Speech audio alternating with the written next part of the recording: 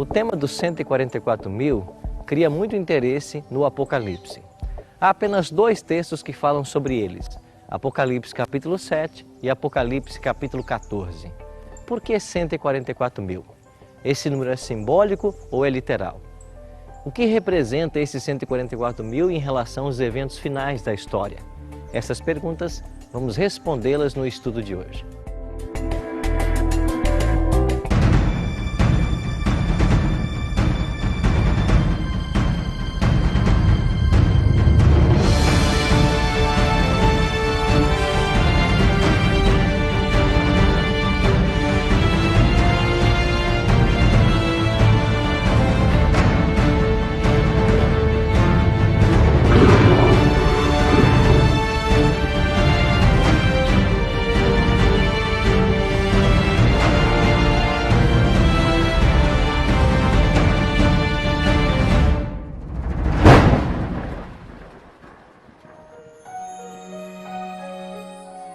Olá, meu querido amigo, minha querida amiga. Sejam bem-vindos mais uma vez ao estudo do livro do Apocalipse. Hoje, chegamos ao estudo do capítulo 7 e vamos estudar a respeito dos 144.000 selados. Este é um dos temas mais extraordinários que nós temos na Bíblia. E muitas pessoas têm muitas dúvidas com relação a esse tema. Eu queria convidar você a tomar a sua Bíblia e a juntos pensarmos um pouquinho a respeito desse tema. Abra a sua Bíblia em Apocalipse capítulo 7. Depois disto vi 4 anjos em pé nos 4 cantos da terra, conservando seguros os 4 ventos da terra, para que nenhum vento soprasse sobre a terra, nem sobre o mar, nem sobre árvore alguma.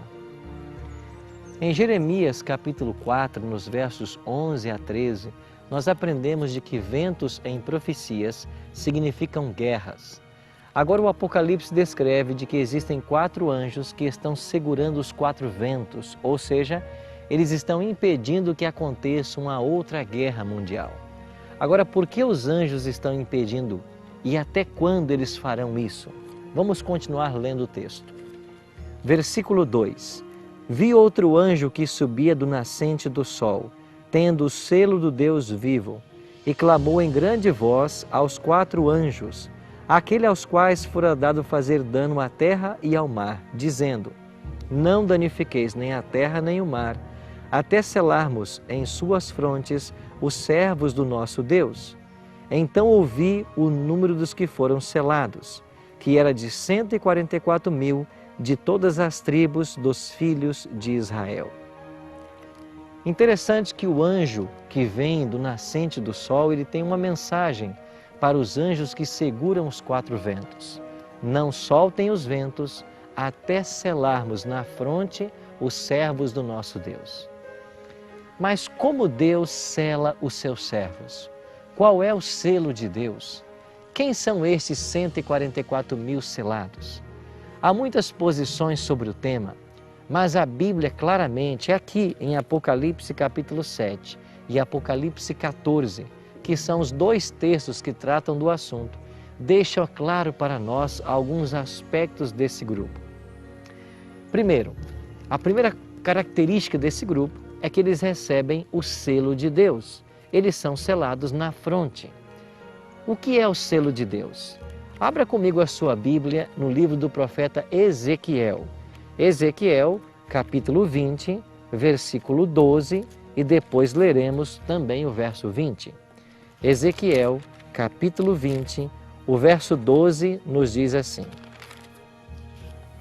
também lhes dei os meus sábados, para servirem de sinal entre mim e eles, para que soubessem que eu sou o Senhor que os santifica. Agora verso 20. Santificai os meus sábados, pois servirão de sinal entre mim e vós, para que saibais que eu sou o Senhor, vosso Deus. O texto está sendo claro para mim e para você. O selo de Deus é o sábado. Claro que por extensão é a lei de Deus, porque Tiago 2,10 ensina que todo aquele que guarda, ou que aquele que guarda toda a lei, mas tropeça em um só ponto, se torna culpado de todos. Logo, o selo de Deus na Bíblia é o sábado e, por extensão, a lei de Deus. Então está sendo selado na fronte aqueles que estão obedecendo pela graça de Cristo a lei de Deus. Então a primeira característica desse grupo é que eles recebem o selo de Deus. Qual é uma segunda característica desse grupo? Vamos voltar para o livro de Apocalipse, capítulo 7, e nós vamos encontrar aqui uma segunda característica. Um dos anciãos tomou a palavra dizendo: estes que se vestem de vestiduras brancas, quem são e de onde vieram? Respondi-lhe: meu Senhor, tu sabes. Então ele me disse: são estes os que vêm da grande tribulação. Lavaram suas vestiduras e as alvejaram no sangue do Cordeiro. O verso 14 nos diz claramente duas características a mais desse grupo. A primeira delas é que eles vieram da grande tribulação. O profeta Daniel, no capítulo 12 do seu livro, no primeiro verso, nos diz que haverá um tempo de prova para o povo de Deus, um tempo de angústia qual nunca houve desde que há nação sobre a terra. O profeta Jeremias, no capítulo 30 do seu livro, também fala desse tempo de angústia. E esse tempo de angústia está situado após o fechamento da porta da graça, um pouco antes da volta de Cristo. Esse mesmo verso 14 nos informa uma terceira característica desse grupo. Eles lavaram suas vestes e as alvejaram no sangue do Cordeiro. Com base nessas informações, nós podemos concluir quem são os 144 mil. São todos os salvos vivos por ocasião do fechamento da porta da graça. Ou seja, os 144 mil são aqueles que estavam vivos e salvos quando Jesus deixa o santuário. Eles passarão por um tempo de prova, que vai ser concomitante com a queda das 7 pragas, mas eles não receberão as pragas, porque eles já estão selados para a salvação. Um outro detalhe interessante. Você talvez esteja se perguntando, mas 144 mil, esse número é simbólico ou é literal?